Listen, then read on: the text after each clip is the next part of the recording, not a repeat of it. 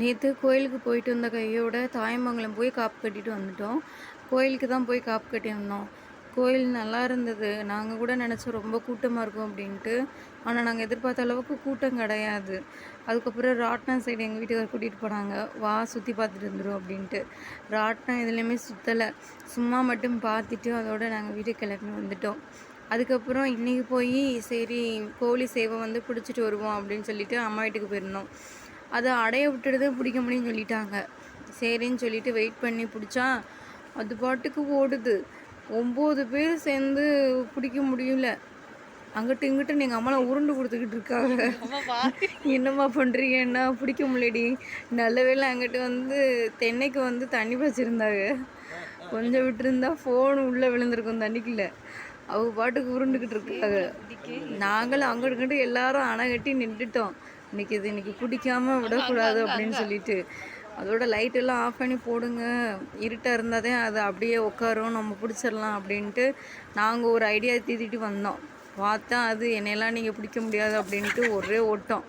காலுக்குள்ளே விழுந்து ஓடிருச்சு.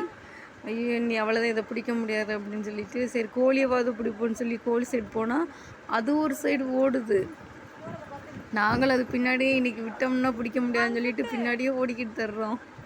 அதுக்கப்புறம் சரின்ட்டு ஒரு இடத்துல நல்லா கரெக்டாக பிடிக்கிற மாதிரி வந்துடுச்சு. கிட்ட அங்கிட்டு இங்கிட்டு சுற்றி வளைச்சாச்சு.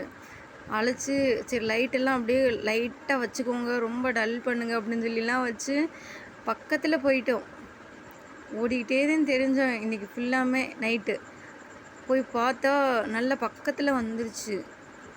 கொஞ்சம் விட்டுருந்தா பிடிச்சிருக்கலாம் அப்படின்னு சொல்லிட்டு சரின்னு பையன் மெதுவாக போவோம், இல்லைன்னா அது பாட்டுக்கு ஓடிடும் அப்படின்னு சொல்லிட்டு மெதுவாக போனால் நல்லா கரெக்டாக பிடிக்க போகிற நேரம் அப்படியே ஓடி போச்சு.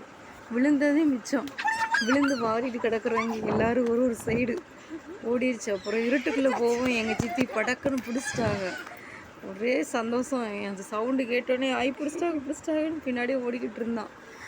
கோழி சேவை பிடிக்க வந்ததுக்கு கோழி மட்டும்தான் பிடிக்க முடிஞ்சிச்சு. இனி நாளைக்கு போய் சாயந்தரம் போய் அந்த சேவலை பிடிச்சிட்டு வரணும். எங்களுக்கு சரி கோழியாவது பிடிச்சோமேன்னு சந்தோஷம். அதோடு நாங்கள் வாங்கிக்கிட்டு வீட்டுக்கு வந்துட்டோம். கோழி பிடிக்கிறதுக்கு இவ்வளோ போராட்டமாக இருக்குது இன்றைக்கி. அந்த இருட்டு கோழி எங்கள் வீட்டுக்கு